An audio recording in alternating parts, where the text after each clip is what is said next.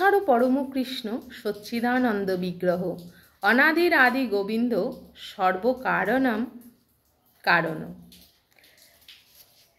ঈশ্বর ভগবান শ্রীকৃষ্ণ হচ্ছেন পরমেশ্বর, সর্বকারণের কারণ। তিনি আদি পুরুষ গোবিন্দ। আজকে আমরা শ্লোক নাম্বার 2 থেকে পাঠ করব বিজ্ঞান যোগের। তার আগে অবশ্যই মঙ্গল আচরণ। ওম অজ্ঞানতিমিরান্ধস্য জ্ঞানাঞ্জন শলাকায়া চক্ষুমলিতং যেন তস্मै শ্রী গুরুবে নমঃ। শ্রী চৈতন্য মনোভীষ্টং স্থাপিতং যেন ভূতলে স্বয়ং রূপম কদামহং দদাতি স্বপদান্তিকম। হে কৃষ্ণ করুণা সিন্ধু দীনবন্ধু জগৎপতে গোপেশ গোপিকাকান্ত রাধাকান্ত নমস্তে। তপ্ত কাঞ্চন গৌরাঙ্গী রাধে বৃন্দাবনেশ্বরী বিশ্বভানুসুতে দেবী প্রণমামি হরিপ্রিয়ে।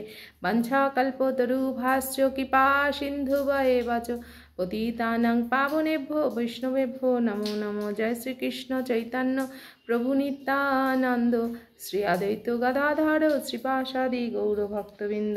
হরে কৃষ্ণ কৃষ্ণ কৃষ্ণ হরে হরে, হরে রাম রাম রাম হরে হরে। মূকং করোতি বাচালং পঙ্গুম লঙ্ঘয়তি গিরিম যৎকৃপাতমহং বন্দে পরমানন্দায় মাধব। শ্রীল প্রভুপাদ কি জয়। গ্রন্থরাজ শ্রীমদ্ ভাগবত গীতা যথাযথের জয়। হরে কৃষ্ণ বন্ধুরা, আজকে আমরা শ্রীমদ্ ভাগবত গীতা যথাযথের 7ম অধ্যায় অর্থাৎ বিজ্ঞান যোগের শ্লোক নাম্বার 2 থেকে পাঠ শুরু করব। শ্লোক নাম্বার 2। জ্ঞানম তে অহম স বিজ্ঞানম ইদম বৃক্ষাসি অশেষত যৎ জ্ঞাতা ন ইহ ভুয়ো অন্যত জ্ঞাতব্যম অবিশ্যসতি। আবার পড়ি। জ্ঞানং তহং সর্ববিজ্ঞানং মিদং বৃক্ষাম শেষত যোগাত্মা নেহ ভুয়ো হন্য অন্নাত জ্ঞাতব্যম অবিশিষ্যতে। অনুবাদ: আমি এখন তোমাকে পূর্ণরূপে ঐশ্বর্যময় এবং মাধুর্যময় জ্ঞানের কথা বলবো, যা জানা হলে আর কিছুই জানার থাকে না। তাৎপর্য: পূর্ণ জ্ঞান বলতে ইন্দ্রিয় গ্রাহ্য জাগতিক জ্ঞান এবং তার অন্তর্নিহিত তত্ত্বকে বোঝায়। পূর্ণ জ্ঞান বলতে আমাদের ইন্দ্রিয় গ্রাহ্য জাগতিক জ্ঞান এবং তার অন্তর্নিহিত তত্ত্বকে বোঝায়। এই দুয়েরই উৎস হচ্ছে অপ্রাকৃত জ্ঞান। ভগবান শ্রীকৃষ্ণ অর্জুনকে বিশেষ জ্ঞান দান করেছিলেন। ভগবান পূর্ণ জ্ঞান তখনই পূর্ণ জ্ঞান সেটাই যেটা ভগবান অর্জুনকে দান করেছিলেন। তার কারণ হচ্ছে অর্জুন ছিলেন তার একান্ত ভক্ত এবং সখা। তার কারণ হচ্ছেন অর্জুনকে এই জ্ঞান কারণ দিয়েছিলেন, অর্জুনকে যে বিষয় গীতার জ্ঞান দিয়েছিলেন তিনি, সেটা হচ্ছে পূর্ণ জ্ঞান। কেন দিয়েছিলেন অর্জুনকে? কারণ তার সখা এবং ভক্ত, একান্ত ভক্ত অর্জুন। 4র্থ অধ্যায়ে প্রথমে ভগবান সে কথা ব্যাখ্যা করেছেন এবং এখানেও তিনি প্রতিপন্ন করছেন যে ভগবানের ভক্তই গুরু পরম্পরা ক্রমে সাক্ষাৎ ভগবানের কাছ থেকে এই পরম তত্ত্ব জ্ঞান লাভ করতে পারেন। ভগবান 4র্থ অধ্যায়ে আমাদের বলেছেন বা জ্ঞান দিয়েছেন, দেখিয়েছেন যে ভগবানের ভক্ত, শুধুমাত্র যারা ভগবানের ভক্ত তারাই কেবল গুরু পরম্পরা ধারা থেকে আমরা এই পরম তত্ত্বজ্ঞান লাভ করতে পারি। তাই যথার্থ বুদ্ধিমত্তা সহকারে সমস্ত জ্ঞানের উৎস, সমস্ত কারণের কারণ, সমস্ত ধ্যানের ধ্যেয়কে জানবার প্রয়াসী হতে হয়। সমস্ত কারণের কারণ, সমস্ত ধ্যানের ধ্যেয় এবং সমস্ত জ্ঞানের উৎস যে, তাকে জানার জন্য আমাদের প্রয়াসী হতে হবে বুদ্ধিমত্তা সহকারে। বুদ্ধি প্রয়োগ করে আমাদেরকে তাকে জানার জন্য প্রয়াসী হতে হবে। যেখান থেকে সেখান থেকে জানলে কিন্তু আমাদের মূর্খতারই আমরা পরিচয় দেব। যখন সমস্ত কারণের কারণকে জানা যায় তখন যা কিছু জ্ঞাতব্য তা সব কিছু জানা হয়ে যায়। যখন আমরা সর্বকারণের কারণ, সর্বজ্ঞানের যে জ্ঞানী, তাকে আমরা যখন জেনে ফেলব তখন সব কিছু আমাদের জানা হয়ে যাবে, আর কিছু বাকি থাকবে না, এবং তখন আর কিছুই জানা থাকে না, আর কিছু জানার বাকি থাকে না। তাই এই মানে আমরা যে আসল মূল, জ্ঞানের আসল মূল, জানার আসল মূল, তাকেই আমরা ধরব। কারণ যে জন কৃষ্ণ ভজে সে বড় চতুর। তাই চতুরতার পরিচয় কিন্তু এটাই, যে আমরা আসল জিনিসকে জানার চেষ্টা করব, এই নকল দুনিয়ার থেকে বেরিয়ে গিয়ে আসলের আশ্রয় নেব। শ্লোক নাম্বার 3 আমি পাঠ করব। মনুষ্যানাম সহস্রেষু কশ্চিৎ যততি সিদ্ধয় যততাম অপি সিদ্ধনাম কশ্চিৎ মাম বেত্তি তত্তত। অনুবাদ: হাজার হাজার মানুষের মধ্যে কদাচিৎ কোনো একজন সিদ্ধি লাভের জন্য যত্ন করেন, আর হাজার হাজার সিদ্ধদের মধ্যে কদাচিৎ একজন আমাকে অর্থাৎ ভগবৎ স্বরূপকে তত্ত্বত অবগত হন। ভগবান বলছেন যে হাজার হাজার মানুষের মধ্যে কেউ এই একজন সিদ্ধি লাভের জন্য যত্ন করেন, মানে এই হাজার হাজার মানুষের মধ্যে কেউ একজন এই মানে আমাকে জানার জন্য আগ্রহী হয়, আর হাজার হাজার মানুষের মধ্যে কেউ হাজার হাজার সিদ্ধি যে জানার আগ্রহ করছে, হাজার হাজার সেই জানার লোকের মধ্যে একজন কেউ, হাজার হাজার মানুষ চেষ্টা করছে। আবার বলি, হাজার হাজার মানুষ আছে, তার মধ্যে একজন ভগবানকে জানার চেষ্টা করে। আবার এই হাজার হাজার মানুষ যারা ভগবানকে জানার চেষ্টা করছে, তার মধ্যেখান থেকে একজন ভগবানকে জানতে পারে। কতটা দুর্লভ সেটা আমরা এই শ্লোকটির মাধ্যমে, অত্যন্ত গুরুত্বপূর্ণ শ্লোকের মাধ্যমে আমরা জানতে পারবো, আর তাৎপর্যের মাধ্যমে প্রভুপাদ যেটা দিয়েছেন সেটা আরও বিস্তারিতভাবে বুঝতে পারবো। তাৎপর্য পড়ি। মানব সমাজে নানা রকম মানুষ আছে, এবং হাজার হাজার মানুষের মধ্যে দুই একজন কেবল আত্মতত্ত্ব, দেহতত্ত্ব এবং পরমতত্ত্ব সম্বন্ধে অবগত হওয়ার জন্য পরমার্থ সাধনের যথার্থ প্রয়াসী হন। যেটা বললাম, এই জগতে অনেক মানুষ আছে, তারা নিজেদের মনোরঞ্জনে, নিজেদের আত্মতৃপ্তিতে, ইন্দ্রিয় তৃপ্তিতে সদা ব্যস্ত, আমরা সেটা দেখতেই পাচ্ছি। কিন্তু তার মধ্যিখান থেকে, এই লাখ লাখ কোটি কোটি মানুষের মধ্যিখান থেকে একজন বা কিছু সংখ্যক মানুষ যারা তাদের আত্মতত্ত্ব, দেহতত্ত্ব ও পরম তত্ত্ব সম্বন্ধে জানতে আগ্রহ প্রকাশ করে।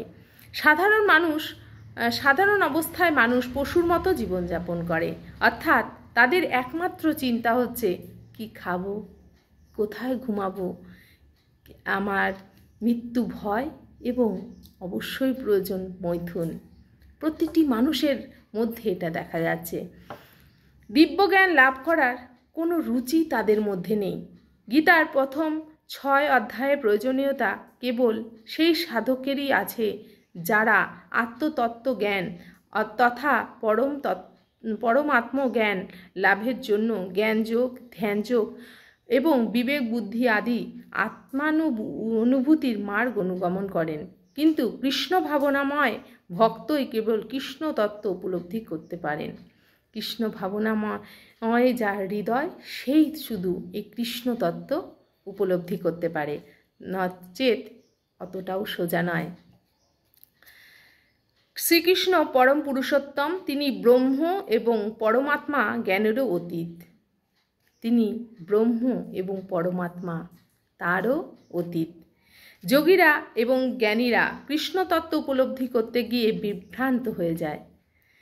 যদিও নির্বিশেষবাদীদের অগ্রগণ্য শ্রীপাদ শঙ্করাচার্য তার গীতা ভাষ্যে স্বীকার করে গেছেন যে শ্রীকৃষ্ণ হচ্ছেন পরম ব্রহ্ম, স্বয়ং ভগবান। শঙ্করাচার্য তিনি বলে গেছেন যে শ্রীকৃষ্ণ হচ্ছেন পরম ব্রহ্ম, স্বয়ং ভগবান। কিন্তু তবুও শঙ্করাচার্যের অনুগামীরা কৃষ্ণকে ভগবান বলে মানতে চায় না, কারণ কৃষ্ণ তত্ত্ব উপলব্ধি করা খুবই দুঃসাধ্য। এমনকি নির্বিশেষ ব্রহ্মানুভূতি হওয়ার পরেও কৃষ্ণতত্ত্ব সুদূরবোধ্য হয়ে থাকে। শ্রীকৃষ্ণ হচ্ছেন পরমেশ্বর ভগবান, সর্বকারণের কারণ, আদি পুরুষ গোবিন্দ। ঈশ্বর ও পরম কৃষ্ণ সচ্চিদানন্দ বিগ্রহ, অনাদির আদি গোবিন্দ, সর্বকারণ কারণাম। অভক্তদের পক্ষে তাকে জানা অত্যন্ত কঠিন। যারা অভক্ত, যারা ভগবানের স্বরূপ জানে না, তাকে জানা খুব কঠিন তাদের কাছে। যদিও তারা বলে ভক্তিমার্গ অতি সহজ, তারা বলে খুব সহজ, ওই তো তিলক পরে নেবো, গলায় মালা পরে নেবো, আর একটু নিরামিষ খেয়ে নেবো, এটাই হচ্ছে ভক্তিমার্গ, আর মালা জপ করে নেবো, তাহলেই সবাই পারে এগুলো। আমাদের সময় নেই, তাই আমরা করি না। কিন্তু তা সত্ত্বেও তারা তার অনুগমন করে না। কিন্তু এতটাই যদি সহজ হয় তাহলে করে দেখাও, তাও করে না, কারণ অভক্তদের জন্য ভগবানকে জানা কঠিন। ভক্তিমার্গ যদি এতই সহজ হয় তাহলে তারা তা পরিত্যাগ করে অত্যন্ত কষ্টসাপেক্ষ নির্বিশেষ পদ কেন গ্রহণ করে? এখানে প্রভুপাদ বলছেন, আমাদের এই ভক্তিমার্গ, যারা আমরা এই ভক্তিমার্গে চলছি, এই মার্গটা যদি এতটাই সহজ হয় তাহলে তারা এই জড়জগতের এত কষ্টকর এই যে জীবন তারা বেছে নিচ্ছে কেন? ভক্তিমার্গে চলে আসছে না কেন? প্রকৃতপক্ষে ভক্তিমার্গ সহজ নয়। আসলে তারাও জানে যে ভক্তিমার্গ অতটাও সহজ নয়। কোনো মন গড়া পন্থায় ভক্তিযোগ অনুশীলন করা সহজ হতে পারে, কিন্তু শাস্ত্রীয় বিধি অনুসারে যথার্থ ভক্তিযোগ অনুশীলন করা মনোধর্মী বিদ্বান এবং দার্শনিকদের পক্ষে সম্ভব নয়। কোনো মন গড়া ভক্তিমার্গ তৈরি করে ফেললাম, এই আচার আচরণ করবে, সেটা সহজ। কিন্তু শাস্ত্রীয় বিধান অনুসারে যে সমস্ত ভক্তির কথা বা ভক্তি মার্গের কথা শাস্ত্রে আমাদের ভগবানের নির্দেশ অনুসারে যেই রাস্তার কথা বলা হয়েছে, সেই রাস্তায় চলা অত্যন্ত কঠিন। তাই তারা অচিরেই ভক্তি মার্গ থেকে ভ্রষ্ট হয়।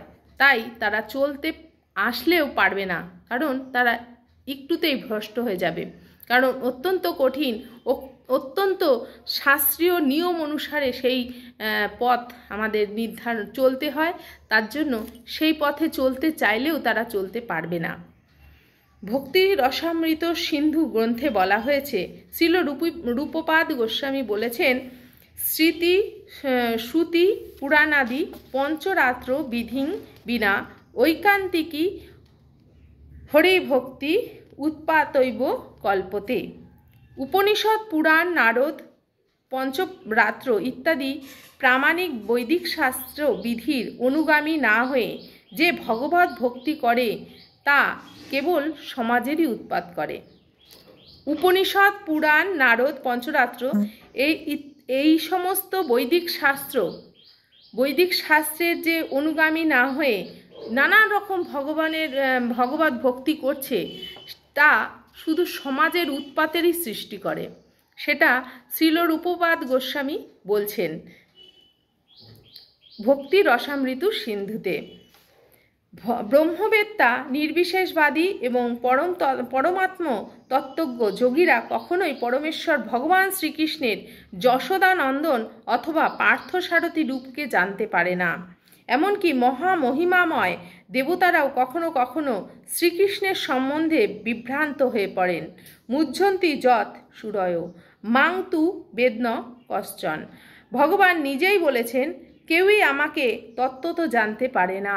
ভগবান নিজে অর্জুনকে বারবার বলেছেন, কেউ আমাকে জানতে পারে না, আমি যতক্ষণ না তাকে জানতে সাহায্য করছি, আমার কৃপা যতক্ষণ না হচ্ছে সে আমাকে জানতে পারে না।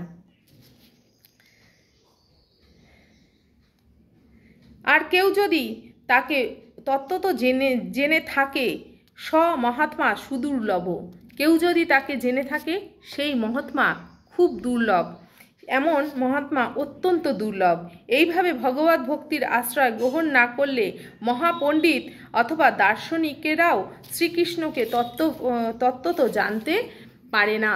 কিন্তু তার ভক্তের প্রতি ভগবান সর্বদাই অনুগ্রহশীল, ভক্তের প্রতি ভগবান সর্বদাই কৃপাময়। তার শুদ্ধ ভক্তই কেবল তার সর্বকারণের কারণত্ব যে তার শুদ্ধ ভক্ত সর্বকারণের যে কারণ তাকে জানতে পারে, সর্বশক্তি, শ্রী, যশ, সৌন্দর্য, জ্ঞান এবং বৈরাগ্যাদি অচিন্ত চিন্ময় গুণসমূহ কিঞ্চিত রূপে জানেন। তাই এখানে খুব সুন্দর বলা হচ্ছে, সর্বশক্তি, শ্রী, যশ একটি থাকলেই মানুষের কত অহংকার হয় বলো তো, যে আমার সর্বশক্তি আছে, এটাতেই সে মানে পৃথিবীর সর্বশ্রেষ্ঠ হতে চায়।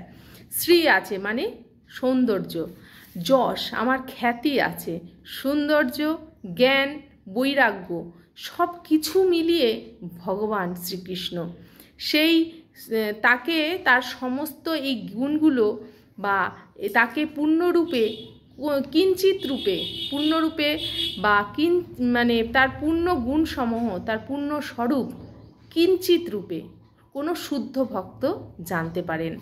শ্রীকৃষ্ণ হচ্ছেন ব্রহ্মতত্ত্বের পরাকাষ্ঠা, তাই তার যথার্থ তত্ত্বজ্ঞান কেবল তার ভক্তরই বুদ্ধিগম্য হয়। শাস্ত্রে বলা হয়েছে, অত শ্রীকৃষ্ণ নামাদি ন ভবেত গ্রাহ্য মিন্দ্রিয় সেবান মুখে হি জিহ্বাদ স্বয়মেব স্ফুরতাদ। মানে হচ্ছে জড় স্থূল ইন্দ্রিয়ের দ্বারা কখনোই শ্রীকৃষ্ণকে জানা যায় না।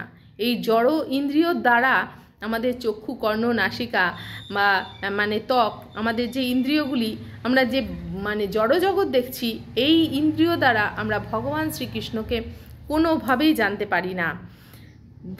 ভক্তের ভক্তিতে প্রসন্ন হলে শ্রীকৃষ্ণ স্বয়ং তার কাছে নিজেকে প্রকাশিত করেন।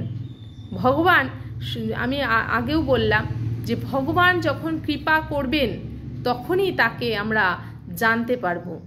ভগবান যদি ভক্তের ভক্তিতে প্রসন্ন হন,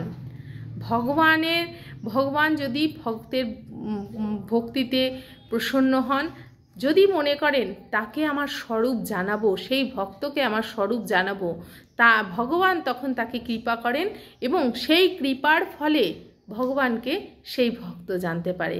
নচেত এই জ্ঞান জানা বা তাকে জানা অতি দুর্লভ। আজকে আমরা খুব সুন্দর পাঠ করছি, বিজ্ঞানযোগ শুরু হয়েছে, আর প্রতিটি শ্লোক খুব সুন্দর, খুব সুন্দরভাবে ভগবান আমাদের বলছেন যে ভগবানকে জানতে গেলে আমাদের জ্ঞান মানে এই জড়জগতের জ্ঞান দিয়ে কোনো কাজ হবে না।